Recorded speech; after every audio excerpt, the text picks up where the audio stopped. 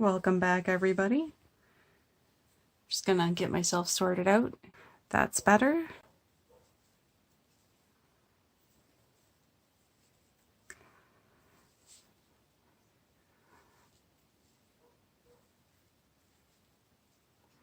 I'm just doing another row on this blanket.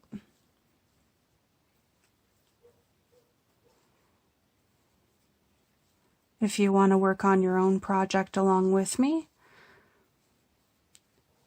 that'd be awesome.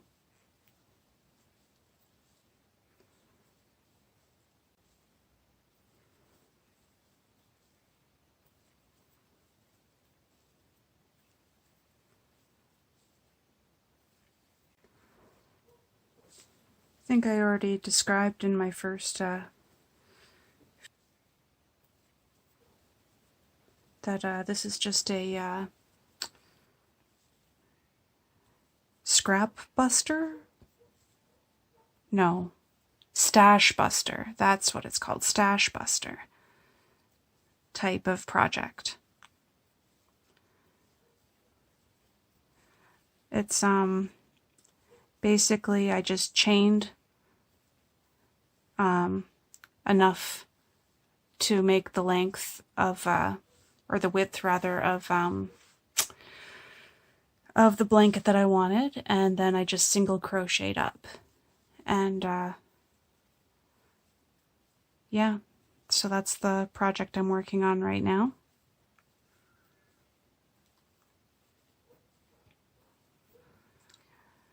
This yarn here is vintage, we'll call it, TLC yarn in the color Butter. And this part here is a Caron cake, afternoon tea, I'm pretty sure it's called. It has the stripes built in it already, which is always nice.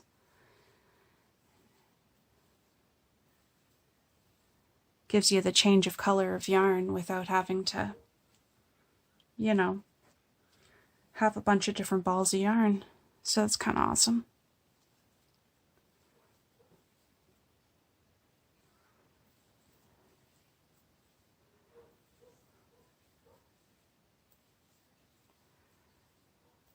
Also, just sort of a tip if you're ever trying to make colors kind of go together. See how this yellow here, if you hold them right next to each other, they don't go very well together. But if you have some other colors in the middle, suddenly it's not a big deal.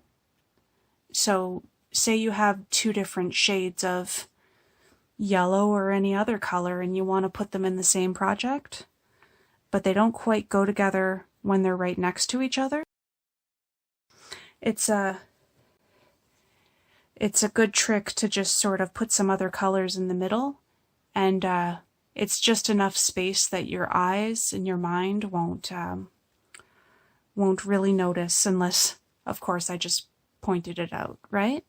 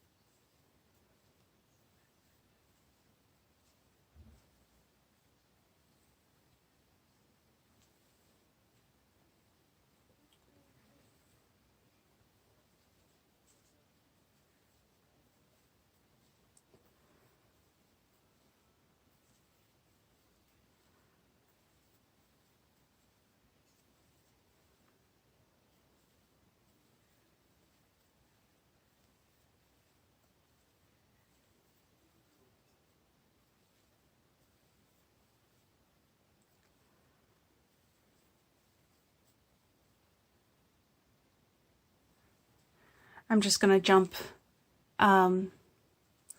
cut this and show you that this ball of yarn here, the afternoon tea one, had this yellow right at the end of it, and I decided not to add that yellow onto this project because when there's all of these colors in the middle, your eye just sort of makes the adjustment and it kind of goes together.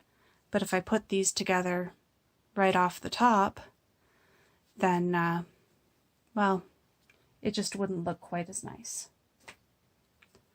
Oh, I guess I just sort of outed myself as having, I'm reclaiming the yarn that is on this from a project that I was frogging.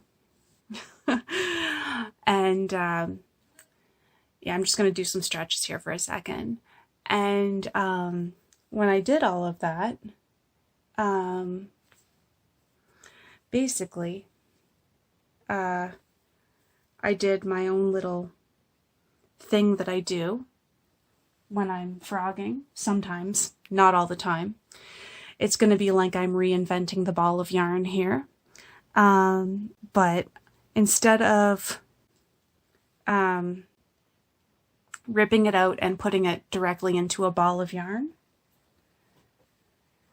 you're going to see I'm reclaiming a lot of yarn for this project.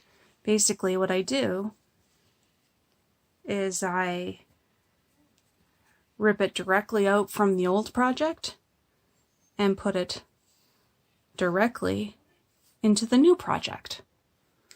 So I have multiple pieces of a sweater that I'm frogging, and I'm just, instead of putting it into a ball, I just skip that step and put it directly into the blanket. Saves a lot of time and energy. Also has the added bonus of, you know how the ball of yarn will just sort of roll around and jump out of the bowl that you have it in and stuff like that? Well, with this way, there's very few knots, if ever, and it doesn't jump around, it just sort of stays put where you want it to stay. And comes out really nicely. So I don't know if I'm like, the only person who does that. You can let me know in the comments below if anyone else does that, or it's one of those things people do but don't show on YouTube. I don't know. For the people who haven't been crocheting long and they think they have to make a perfect ball of yarn for every time they frog things, you don't. You can just do whatever works for you. And I'm not putting down having, frogging it into a big ball, because I've done that plenty of times and I still do. It's just, for this particular project, I figured, I just skipped a step. That's all.